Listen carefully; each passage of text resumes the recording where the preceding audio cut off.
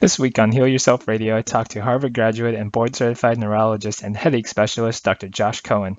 Dr. Cohen is a faculty member of the world-famous Mount Sinai Hospital in New York. I really enjoyed talking to Dr. Cohen because it's important to get insight from people outside the scope of alternative and complementary healthcare. Josh brings an evidence-based approach to his care of headaches and has really great insights into pharmacologic and alternative therapies. If you have headaches or know people that suffer with them, this is a must-listen to episode.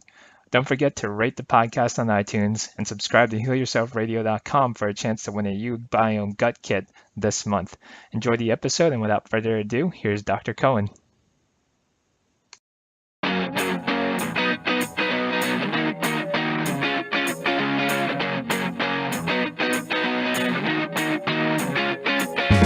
You're listening to the Heal Yourself Radio Podcast. Unleash the Doctor Within with your hosts, Dr. Jonathan Chung and Dr. Gregory Jean-Pierre. Welcome back to another episode of Heal Yourself Radio. Today we have a special guest. We have Dr. Josh Cohen. He is a medical doctor and Master's of Public Health. He's the Director of Education at Mount Sinai Continuum Hospitals, Director of the Headache Fellowship Program. He has a specialty in neurology and headaches, and is very well decorated headache specialist.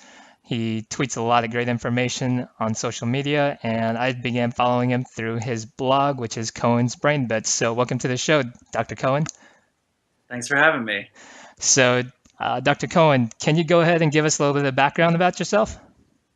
Sure. So I've been a headache specialist now for 6 years. I work at the Headache Institute at Mount Sinai Roosevelt in New York City. It's a great place where we're able to really help people with very, very bad headache syndromes get better. Awesome. What got you into the specialty for headaches? Is there anything in your life that decided to take you on that path? Well, I do suffer from migraine myself, but actually didn't decide to go into the field for that reason. I actually was doing my neurology residency. I always loved the brain, so I knew I wanted to be a neurologist. But I wasn't really finding my place within neurology. I was finding that there was a lot of diseases that were very challenging to treat, but that we didn't really have good methods for improving patients. And when I did my headache rotations, I finally found an area where I could make a really substantial impact on patients, that we had treatments to offer people who were very, very sick, who were debilitated by headaches, and those treatments could actually get them better, get them back to their lives, get them back to work, back to school, able to do the things that they want to do in their life. Okay, can you give an example of some of those treatment strategies that you're using? Sure. So it varies pretty widely depending on what the diagnosis is. So the first thing that I do with every new patient, I see my new patients for a full hour, and we really go deep into the headache history. I want to understand those headaches really well, make sure I come up with the correct diagnosis. Once we've found the correct diagnosis, there are a lot of different medications that can treat the different conditions. We also usually go through a variety of lifestyle interventions that can be helpful. And then there's sometimes additional treatments that have been shown to be effective, things like acupuncture, biofeedback, cognitive behavioral therapy, a number of other treatments that may be employed depending on the patient's headache history and their pattern. That's really cool, and that's actually one of the things that caught my eye when I was looking at your website. With some guys that are in the older school of neurology, they're not necessarily that optimistic about some of the alternative treatments, but I see that you list biofeedback and acupuncture as part of some of your treatment strategies. How did you get into that? So I like looking at the evidence and seeing what's actually shown to work. And we actually have a lot of evidence in migraine, particularly, that biofeedback is a great treatment strategy. Acupuncture has some good evidence as well. Yoga, meditation, all have been shown to help people with migraine. And my approach is always, let's do as many different things as we can to try to help get the headaches better. If we focus only on medication or only on lifestyle, we're probably not going to get where we want to go. Let's really hit it hard. Let's really work on a number of different strategies to try to get headaches under control. I think that's a really cool approach, and you don't hear that from nearly enough classically trained medical physicians. What's something that you wish most people knew about headaches? I think the biggest thing is that there are treatments out there. I see so many patients who come to me and say, I'm a headache person. I've always been a headache person. That's how they define themselves because they don't ever see a way that they can get better. Maybe they've seen a lot of doctors, maybe they've tried a number of treatments and it hasn't worked. But I really try to provide my patients with hope that we're going to find something. And we don't always hit on the first strike. Sometimes Sure. it takes a little bit of time. Sometimes we have to think outside the box and come up with some different strategies together. But almost every patient that I've seen has found at least some way to improve, make it substantially better. That's awesome. Um, Like I said before, I'm a big follower of the blog that you write, Cohen's Brain Bits. You have some really interesting facts, and I think it'd be a worthwhile read for most healthcare practitioners. One of the ones that really caught my eye, and it might jump a little bit on the controversial side, is your piece on psychedelics, using LSD as a possibly a good area of treatment for people with neurological conditions. So there's actually been some really interesting research coming out recently looking at both LSD and psilocybin, which is the active ingredient in magic mushrooms. And there's some evidence that these could be treatments for a variety of psychiatric and neurologic conditions. Specifically in my area of headache, there's been some research that's been published that suggests that psilocybin can treat a very disabling headache type called cluster headaches. And there's recently, especially in the past couple months, a number of studies that have come out looking at LSD and psilocybin in a variety of psychiatric conditions, including depression and. Oh, we're getting a little bit of technical difficulties here. Hold on one moment. Sure. Okay, I think we got it back under control again. Go ahead and talk about your last piece about, I guess, LSD. So there's increasing evidence, especially in the past few months, a number of journal articles that have come out suggestive that potentially LSD or psilocybin can be used to treat a variety of psychiatric and neurologic conditions. So I think the jury's still out. I think there's a lot more research that needs to be done. But one of the things that I think is important, and we're seeing this also in the debate over medical marijuana, I think we need more research, and that's really the key. We need to know, are these potentially treatments or are they not? And the only way we can do that is by doing good scientific study. And scientific study is hampered by the current scheduling of medications. So Schedule 1 medications, it's really difficult for them to be used. They're treated as a completely restricted class of substances. And right now, to do research to try to determine whether they could be good treatments is very, very, very difficult. I think that needs to change, and I think if there's substances that could potentially have medical use, they need to be rescheduled so that good medical research can be done to prove whether or not they have potential benefit.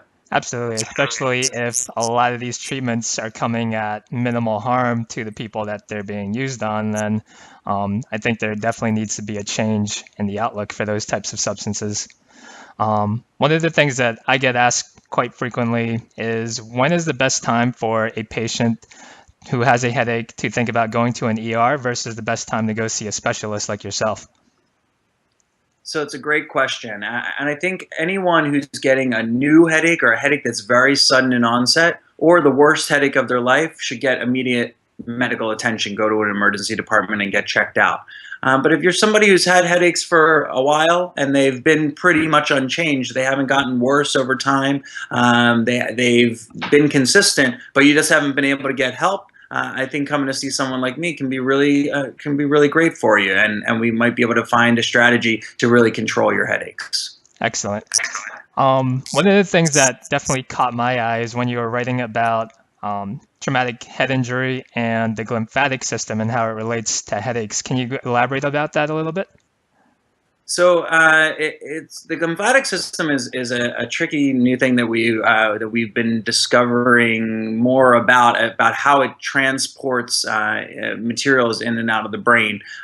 So one of the challenges that we're looking at right now in traumatic brain injury is there a way we can objectively measure the severity of injury and also the response to treatment and improvement over time?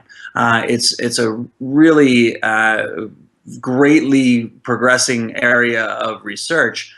People are trying to find biomarkers which would be able to be measured either in the blood or potentially in the spinal fluid to tell us how people are doing in the progress of their recovery. We're not there yet. There are some promising candidates, but they haven't completely borne fruit yet. But I think it's an area that will continue to advance. I think as a neurologist, especially, where I'm often functioning with a lack of objective data. I'm making diagnoses on the basis of clinical criteria, but I can't do a blood test or take a picture and necessarily diagnose most of the conditions I see. And that's true in other neurologic conditions as well. I think the more we're able to find actual data, actually objective data, to be able to diagnose and monitor the progress of treatment, I think we're going to really see vast improvement in our management of neurologic disease. Excellent. And one of the reasons that I'm familiar with that is that's actually one of the things that we're looking at in our specialty of upper cervical chiropractic is just the effect that a head trauma has on cerebral spinal fluid drainage and just the effect that that may have on cerebral circulation. So that's definitely an area of research that we're looking really hard at and seeing how us as an alternative therapy can possibly provide benefit to some migraine patients. Where do you think headache research is going in the future? So I think we're just barely breaking open the understanding of the pathophysiology of migraine, what actually causes it in the brain. We know a lot more now than we ever did before, but I think we have to understand it more on a biochemical basis and really understand, based on that, how to treat more effectively and more in a targeted way. There's some exciting new medications in development right now, looking at the peptide CGRP. It's one of the most important peptides in migraine. It's behind a lot of the migraine attack and the things that occur in a migraine attack. And we're finally getting drugs developed that go after that specifically, as opposed to what we've been doing in migraine for a long time, just co-opting medications from other fields and pulling them in to treat migraine because they maybe have some benefit there. Now we're actually getting into an age where we're designing medications to treat migraine. And I think that offers a lot of promise for our ability to treat patients in the future. That does sound like what the door to precision medicine is definitely looking like for the future. One of the things that I thought was pretty stunning is I saw a chart on Twitter one day, and it listed the severity of disability that a certain condition causes compared to the funding that condition gets. And you could see that migraine, based on the level of disability, is a severely underfunded condition. Do you have any thoughts on that? Yeah, I think that you've hit the nail on the head, and this is a really important feature of migraine that we really try to pay attention to is the disability. Migraine is one of the most disabling diseases in the world. In fact, for women, it's actually been rated the fourth most disabling disease for women in the entire world. Migraine's the third most common medical illness in the world, and for all people in the world, it's the seventh most disabling disease. So it's definitely the most underfunded condition by prevalence amongst all diseases that are out there. It's just not getting the funding or the attention that it really warrants, and we're trying to change that. I actually serve on the board of the American Migraine Foundation, and we're working to try to really change that, to try to get more research dollars, to try to get more attention paid to migraine and its disability, with the hope that eventually we're going to be able to overcome it much more effectively. What do you think is the biggest obstacle to that? In my view, it just seems like most people think that migraine is just a regular headache, but they don't see it as a separate and distinct neurological condition. And just how common it is, people think, oh, it's no big deal, you have a migraine. Yeah, I think that that's a big part of it. I think in general, pain is underappreciated by people who don't have it. Uh, and it's hard to understand what somebody who has chronic pain is really going through, what they're suffering on a day-to-day basis. Not only in terms of the actual pain and the suffering that they're doing there, but how much it's affecting their lives. People missing work and school, people having to cancel social engagements frequently. Even just doing that is really has a profound impact. And there have been studies showing the impact that migraine has on the families of people with migraine. That it doesn't only affect that patient; it really can have a profound impact on their kids, on their significant others. It really needs to be a higher level of focus, but tragically, because people can't see it, it's not like you see somebody with a broken arm or you see somebody who has a bad skin condition. That's right there. You can understand that much more easily than pain, which you just can't see. Absolutely. So we're going to go into a little bit of a rapid fire section now where we're going to get to know Dr. Cohen a little bit. So who are some of your favorite followers on social media from a personal standpoint and from an academic standpoint? Sure. So I mostly use my Twitter account for professional reasons. So most of the folks I'm going to name are people that I know professionally. So Pink Concussions is a nonprofit that looks at concussion in women. Posts Catherine Snedeker is the writer of that. She posts some great stuff. The American Headache Society puts out great stuff on Twitter all the time about headache and headache syndromes. So definitely check them out. The American Migraine Foundation, which I mentioned before, I'm on the board of, and I'm very proud that we're putting out great information about how to change the conversation in migraine and get more attention focused on it. So that's a couple of the folks that I think are really great. Lots of really incredible people posting about headache and concussion on the Twitterverse. So I encourage people to check them out. And a lot of them are people I follow. So if you go to my followers and the people I follow, you'll see a lot of those people. Nice. And for our listeners, we'll actually have all of these people listed in our show notes. So if you want to follow them, there'll be links to all of those people. For you, what are two books that you recommend for people? One for the layperson and one for an experienced and educated healthcare practitioner. It's a great question. Probably the best textbook for a headache is Wolf's. It's a great textbook and pretty thorough. As far as for the layperson, it's a little tricky. There are a lot of different books out there. I don't know that I necessarily fully agree with what each of them say. There's some parts of each that I think provide good information, but some of the things that people recommend more broadly for migraine, I don't know how helpful they are. For example, one of the things you'll see commonly in books is a recommendation for elimination diets to try to treat migraine. I don't recommend that because I think that they tend to not really be instructive. People have to dramatically change their lives in order to remove all these foods and then slowly add them back in. The problem is that with migraine triggers, it's not just a one-to-one. It's not like you have a food and then you automatically get a headache. It's that you have a food on a day where you're really stressed and you didn't sleep well the night before and maybe you're dehydrated. And all those things coming together create a perfect storm for migraine. So you might add in a food one week, everything else is great, and you do fine with that food. But then 2 weeks later, you have a really stressful day and you're dehydrated and you eat that food that you added in a few weeks ago. You don't know that that's what actually contributed to that migraine. Sure. And just as far as my experience goes, a lot of people that go on those elimination diets tend to have pretty low compliance as well. So that's another big factor into it.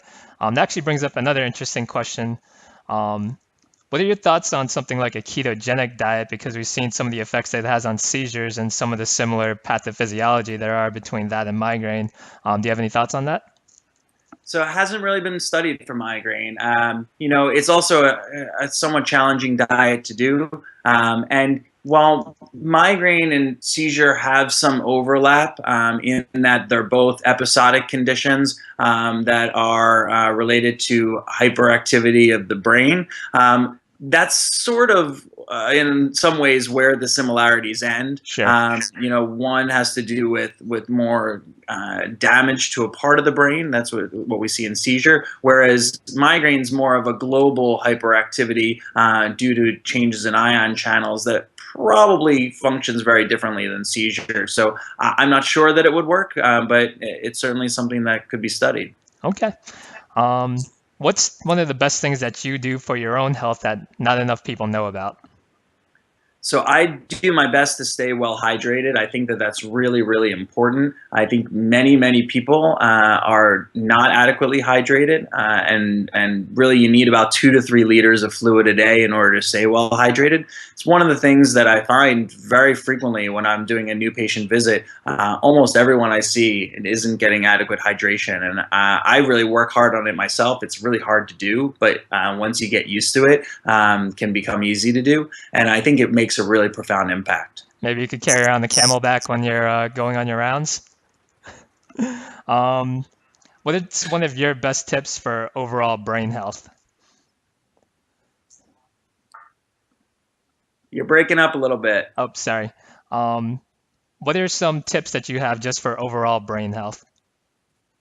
So I think sleeping really well, making sure you get sufficient sleep and sleeping on a regular schedule, making sure you eat well, eating on a regular schedule, eating at least 3 meals a day. A high protein diet can be very helpful, and a diet rich in green vegetables and meats, fish, and poultry, or for vegetarians, soy, peanuts, strawberries, things that have CoQ10 in them is really important. And I think good exercise cannot be underestimated. It really has been shown to be an effective tool in many different neurologic conditions, so really good for your brain. Excellent. Do you have any specific exercise programs that you feel are best suited for a headache patient?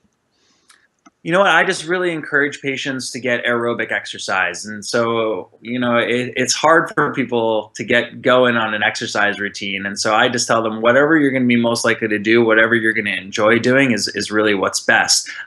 Whether that's running or biking or swimming even. As long as you're getting good aerobic activity, I'm happy with that. Sounds like a lot of the same recommendations that I'm making for people too. So I'm glad we're on board with that. So just to wrap up, if people want to follow you, if people want to get a hold of you, what are the best ways to do that?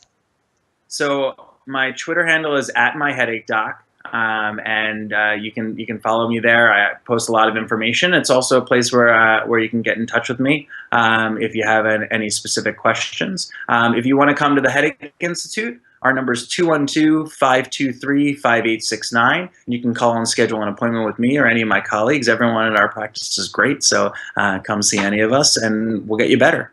Excellent.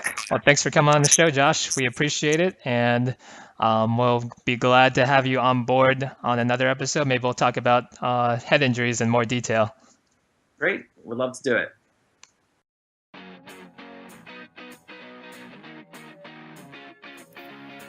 Thanks for listening to Heal Yourself Radio.